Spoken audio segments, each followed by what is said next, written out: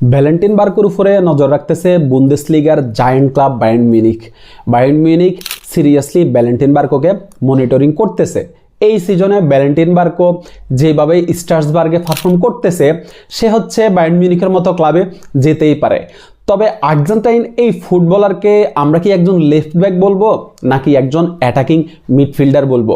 ভ্যালেন্টিনবার্গও হচ্ছে 2023-24 সিজনে আপনার ব্রাইটনে যখন তার আপনার ইউরোপে ক্যারিয়ারটা শুরু করে, তখন থেকেই কিন্তু তাকে নিয়ে অনেক আলোচনা হয়, যদিও ব্রাইটনে ওইভাবে সুযোগ কিন্তু ভ্যালেন্টিনবার্গও পাই নাই।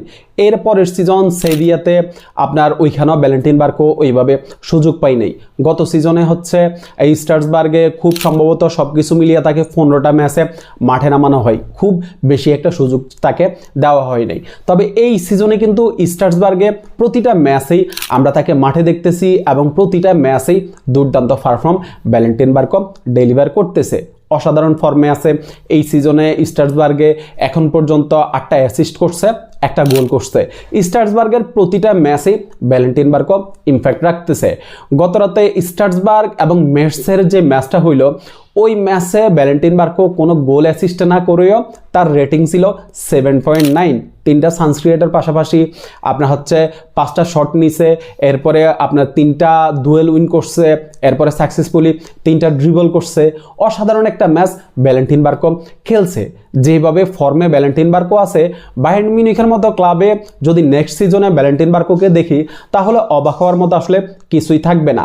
তবে ওই যে বললাম যে ভ্যালেন্টিনবার্গকে কি আমরা একজন লেফট ব্যাক বলবো নাকি একজন অ্যাটাকিং মিডফিল্ডার বলবো? আর্জেন্টিনার টিমে যদি ভ্যালেন্টিনবার্গও সুযোগ পায়, তাহলে কিন্তু অবশ্যই একজন লেফট ব্যাক হিসাবেই সুযোগ পাবে। মিডফিল্ডার হিসাবে আর্জেন্টিনার টিমে ভ্যালেন্টিনবার্গের সুযোগ পাওয়া আমি খুব কমই দেখি, কারণ বর্তমানে আর্জেন্টিনার এই টিমটাতে অনেক কোয়ালিটি সম্পন্ন মিডফিল্ডার আছে। সেক্ষেত্রে ভ্যালেন্টিনবার্গও অবশ্যই একজন লেফট ব্যাক হিসাবেই সুযোগ পাওয়ার সম্ভাবনা বেশি। অন্যদিকে আর্জেন্টিনার লেফট ব্যাক পজিশনে কিন্তু একটা ঝামেলা চলতেছে। ওইখানে নিকোলাস ট্যাগলিফিকোর প্রপার ব্যাকআপ কিন্তু কেউ নেই। নিকোলাস ট্যাগলিফিকো ইনজুর্ড হইলে বা সে একটু অফ ফর্মে থাকলে ওই জায়গায় তার ব্যাকআপ হিসাবে কে মাঠে নামবে, কে পারফর্ম করবে, এটা কিন্তু আসলে এখনো কনফার্ম না। সেক্ষেত্রে ভ্যালেন্টিনবার্গই হয়তো এই সমস্যার সমাধান হইতে পারে। ভ্যালেন্টিনবার্গকে অবশ্যই আমরা আর্জেন্টিনার স্কোয়াডে দেখলে একজন লেফট ব্যাক হিসাবেই দেখব। আর স্ট্রাসবার্গে এখনো এই যে সামনের যেই কয়েকটা ম্যাচ বাকি আছে এই সিজনের, এই কয়েকটা ম্যাচ কিন্তু ভ্যালেন্টিনবার্গের জন্য খুবই গুরুত্বপূর্ণ। এই কয়েকটা ম্যাচে যদি পারফর্ম ধারাবাহিক ভ্যালেন্টিনবার্গও করতে পারে, তাহলে কিন্তু নেক্সট সিজনে আপনার এই যে বায়ার্ন মিউনিখের পাশাপাশি আরও কয়েকটা ক্লাবের সাথে ভ্যালেন্টিনবার্গের রিউমার দেখছি, বড় বড় কয়েকটা ক্লাবের সাথে রিউমার দেখছি। ওই রকম বড় ক্লাবে কিন্তু আমরা ভ্যালেন্টিনবার্গকে দেখলেও দেখতে পারি। শেষ পর্যন্ত আমার কাছে মনে হয় এই সিজনের বাকি অংশটা ভ্যালেন্টিনবার্গও যদি কাজে লাগাইতে পারে, যদি কনসিস্টেন্ট পারফরমেন্স করতে পারে, তাহলে অবশ্যই আমরা একটা বড় ক্লাবে ভ্যালেন্টিনবার্গকে দেখব।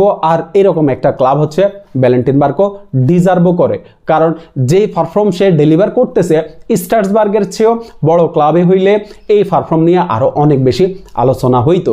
এই সিজনের বাকি অংশটা ভ্যালেন্টিনবার্গের জন্য খুবই গুরুত্বপূর্ণ। আশা করি যে বাকি অংশটাতে ভ্যালেন্টিনবার্গও ধারাবাহিক পারফর্ম করবে।